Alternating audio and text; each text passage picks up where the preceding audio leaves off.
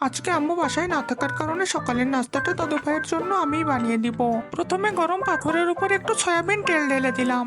Soybean তেলটা গরম হয়ে যাওয়ার পরে এর উপরে আমি একটা রুটি ছেড়ে দিলাম। ইয়া! রুটিটা যাতে ভালোভাবে সেদ্ধ হয় সেজন্য এটাকে আমি ঢাকন দিয়ে ঢেকে দিয়ে সাইডে সরিয়ে দিলাম। তারপর পেটের ভিতর থেকে একটা ডিম বের করলাম।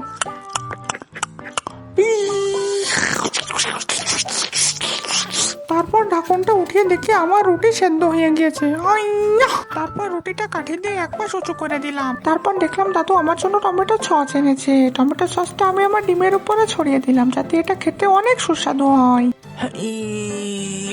তারপর ডিমটাকে আরো সুস্বাদু করার জন্য এর উপরে পেঁয়াজের কালিকুচি দিয়ে দিলাম।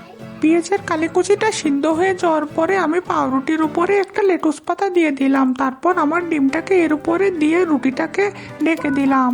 তারপর এই ডিমের স্যান্ডউইচটা আমি আমার দাদুর কাছে নিয়ে গেলাম।